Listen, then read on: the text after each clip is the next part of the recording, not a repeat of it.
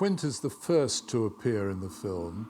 I think that sequence works quite well because we use the sound to indicate to the audience that something peculiar was going to happen. We didn't know exactly what. And as I recall, what we did was get a shot of the pigeons.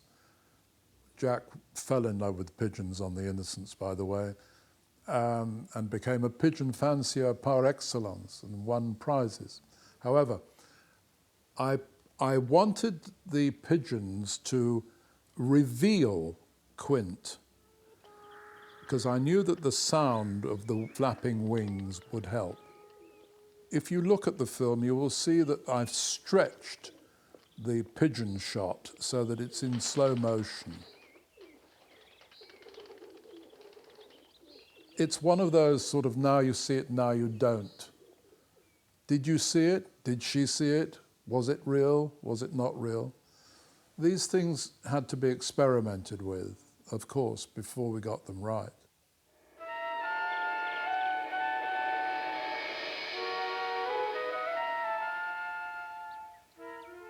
As far as I recall, Jack had read The Turn of the Screw, the novella, as a child.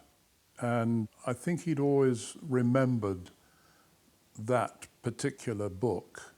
And of course, you mustn't forget that Jack had no father. And anything to do with children interested him.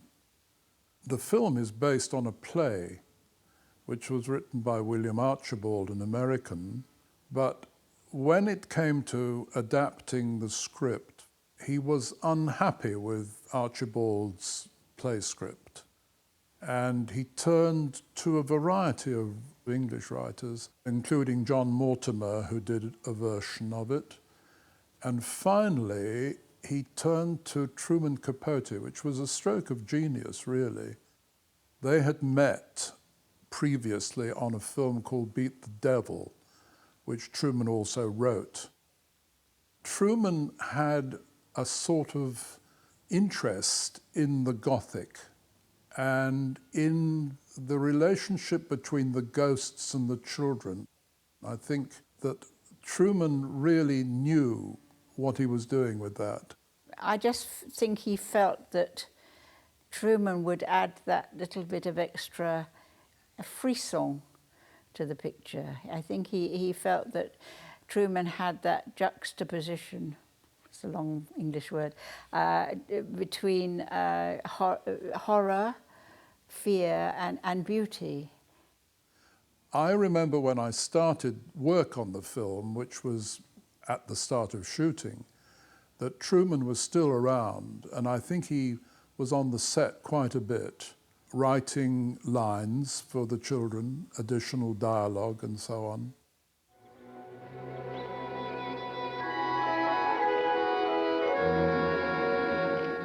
Well, Jack and I had been great friends for many years, and we spoke movies all the time. And so Jack just let me read the script. The reason he asked me to make the film, not just because I was his friend, but because he knew that I would make it look the way he would like it. When I do a film, I like everybody in it and everything in it exactly as I see it when I read the script. You know, people get the wrong ideas about this. Jack and I just discussed the film as a project, and by discussing it, we both see it the same way in our minds. You know, everything I did in the picture was something I do automatically. I very rarely sit down for long periods of time and put my head in my hand and think, how am I going to do that? The actual carrying out the photography is simple because I'm a photographer. I used filters at the side so that I could close the picture in because it was in CinemaScope, as you know, and occasionally we didn't want it that wide, so I would shadow it in a bit from the sides. Throughout the film, the edges go in and out, and without obviously noticing, they don't go completely black, they just go dark. One or two filters I just roughly painted on glass and put them in front of the lens. We did go on location to this stately called Sheffield Park, and Deborah walked through the park. She meets Pamela Franklin for the first time, and then goes up to the house. Wilfred Shingleton, of course, had been the production designer and had built the facade of Bly House beautifully at Shepperton. The actual terrace of the house where Pamela Franklin sees the roses, and this wonderful piece of dialogue by Truman Capote where she says, oh, look at this lovely spider eating a butterfly. Very Truman Capote line. Oh, look, it's a lovely spider and it's eating a butterfly. That was all studio. So, in fact, the gardens themselves and the railway station where Martin Stevens comes back from school, and that was all shot on location, but apart from that, everything was shot in the studio. The combination of the real location near Brighton and Sheffield Park and the set represented exactly what Jack wanted, that there was a sort of feeling of space in as much as the place, the house and the grounds were large, but there was an enclosed feeling as well on the interiors.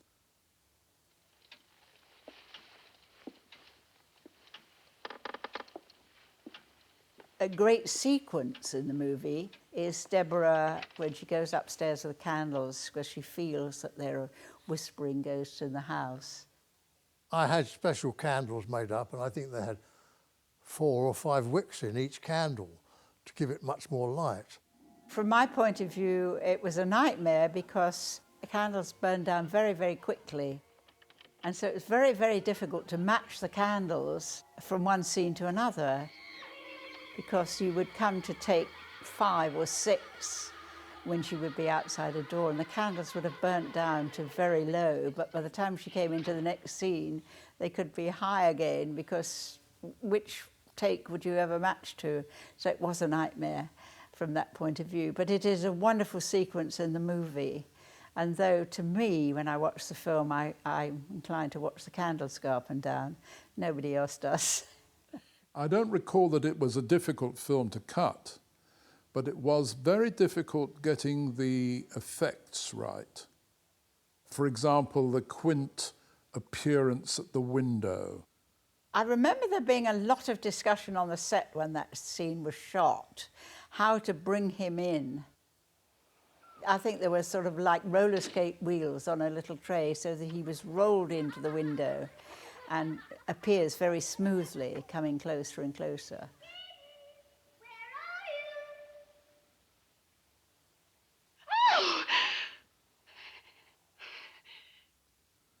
The main difficulties on cutting the Innocents was making sure that the children were not overplaying. Jack and I were very cautious about choosing the material. Of course, it's very important that a director does get on well with children. If you get a director who has a rapport with the children, you'll get a good performance. The children understood exactly what Jack was trying to do. He was very, very good with the children. Pamela Franklin was making her first film as a child, whereas Martin Stevens was a professional child actor. I never remember there being any problem with Martin Stevens in doing any of those scenes, either the scene where he had to kiss Deborah Kerr passionately or try to strangle her or anything like that. No, I think that Martin Stevens enjoyed playing the part and played it very well. Deborah was very conscious of the fact that it was important that the children had a good time. Working with Jack from the start was a pleasure, because Jack was a consummate filmmaker and he had a very light touch on the set. He could be quite ferocious off the set. Every night he wanted to see the cut of the film until he'd finished shooting, which was an extraordinary way of working, really. It was very time-consuming, but he loved his film, and because he could see everything cut together rather swiftly, he was able to make adjustments, pick up additional shots, and we could discuss how the film was going almost every night. He can't help us. He's perhaps the only one who can. When it came to the montage of long dissolves and superimpositions, that was the first time that I had had experience of that kind of scene. And therefore I had to invent a way of doing it. I had the elements that Jack had shot, and the only way I could work it out and supply the optical house with some form of template was by cutting it with blank film. I used spacing, what we called spacing, which was blank film. There was no image on it. What I would do was get the piece of film that had the image on it.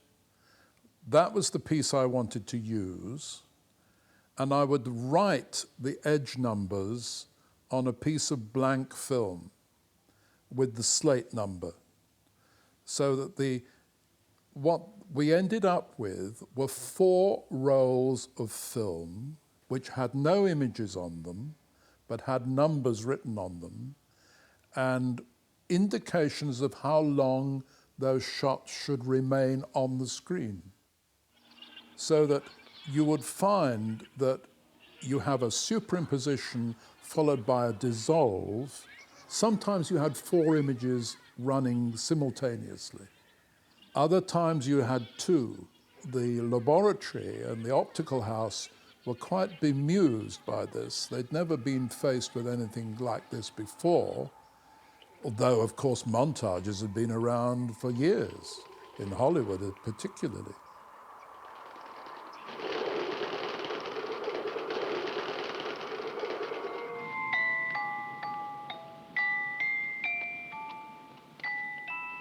Interpretation of the story is always debatable.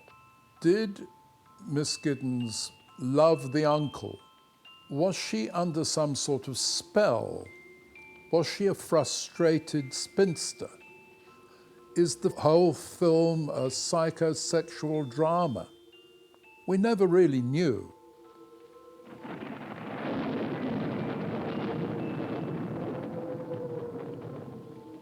We used to talk about it a lot.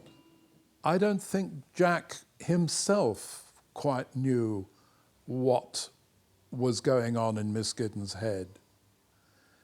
And so we kept the whole thing as really a question mark, as a query, as to why this story ever occurred. I don't know that Henry James ever explained it either.